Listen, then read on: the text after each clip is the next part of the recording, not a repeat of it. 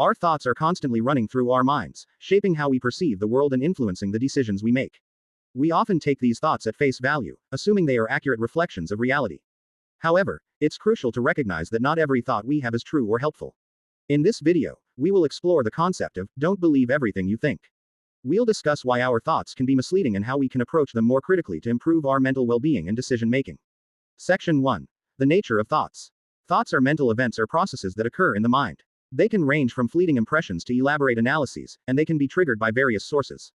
For instance, sensory input from our environment, such as the sight of a beautiful sunset, can lead to thoughts of our tranquility. Memories can also bring up thoughts, like recalling a pleasant childhood experience when you hear a familiar song. However, thoughts are not always direct reflections of reality. They are interpretations, often colored by our past experiences, emotions, and expectations.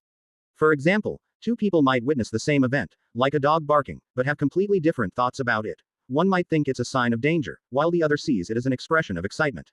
It's essential to understand that our brains are wired to think in certain ways, and not all these ways are accurate. Thoughts can be influenced by various cognitive biases, emotions, and mental shortcuts that don't always lead to objective truth. Section 2. Common cognitive biases. One of the reasons we shouldn't believe everything we think is the presence of cognitive biases, systematic patterns of deviation from norm or rationality in judgment. These biases can significantly affect how we interpret and respond to the world around us. Here are a few common ones. Confirmation bias. This is the tendency to search for, interpret, and remember information in a way that confirms our pre-existing beliefs. For instance, if you believe that people are generally untrustworthy, you might pay more attention to news stories about fraud and deceit, ignoring examples of kindness and honesty. Negativity bias. Our brains are wired to notice and give more weight to negative experiences than positive ones. This bias likely evolved as a survival mechanism to help us avoid danger. However, it can lead us to focus excessively on negative aspects of our lives, even when things are going well. Catastrophizing. This involves assuming the worst possible outcome will happen. For example, you might think, if I make a mistake at work, I'll get fired, and then I won't be able to pay my bills. This kind of thinking can cause significant anxiety and prevent us from taking reasonable risks. Mind reading. We often assume we know what others are thinking, even though we have no concrete evidence. For example, if a friend doesn't respond to a message right away, you might think they're upset with you, when in reality, they might just be busy. These biases can lead us to form inaccurate or unhelpful conclusions, making it essential to question our thoughts and not take them at face value. Section 3. The impact of unchecked thoughts. When we believe every thought that comes into our minds without question, it can have several negative consequences. Stress and anxiety. Constantly entertaining negative or catastrophic thoughts can lead to chronic stress and anxiety. For instance, if you're always worried about what others think of you, you might experience social anxiety that prevents you from engaging in social activities. Limiting beliefs. If you consistently think self-critical thoughts, such as, I'm not good enough, or, I can't do this, you may start to believe these thoughts and limit your potential. These limiting beliefs can hold you back from pursuing opportunities and achieving your goals.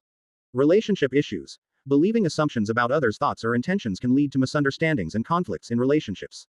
For example, if you assume your partner is upset with you without asking them, you might react defensively or withdraw, causing unnecessary tension. It's important to recognize when our thoughts are leading us down a harmful path and take steps to challenge and reframe them. Section 4. Strategies for questioning thoughts. Challenging our thoughts doesn't mean ignoring them or pretending they don't exist. Instead, it's about approaching them with a healthy dose of skepticism and curiosity. Here are some strategies you can use. Mindfulness. Mindfulness involves paying attention to your thoughts in a non-judgmental way. When a thought arises, simply observe it without immediately reacting to it. This can help you create a mental distance from your thoughts and see them for what they are, just thoughts, not facts. Cognitive restructuring. This is a technique used in cognitive behavioral therapy, CBT, to identify and challenge negative or distorted thoughts. When you notice a negative thought, ask yourself questions like, is this thought based on evidence? Or, is there another way to look at this situation? By challenging these thoughts, you can begin to replace them with more balanced and realistic ones. Evidence-based thinking. Whenever you have a thought that causes you distress, ask yourself what evidence supports or contradicts this thought. For example, if you think, I'll never succeed in my career, look for evidence that disproves this, such as past achievements or positive feedback from others. Distancing. One way to distance yourself from your thoughts is to rephrase them. Instead of saying, I am a failure, try saying, I'm having the thought that I am a failure. This subtle shift in language helps you see the thought as a mental event rather than an absolute truth. Thought journaling. Writing down your thoughts can be a powerful way to examine them more objectively. When you put your thoughts on paper, you can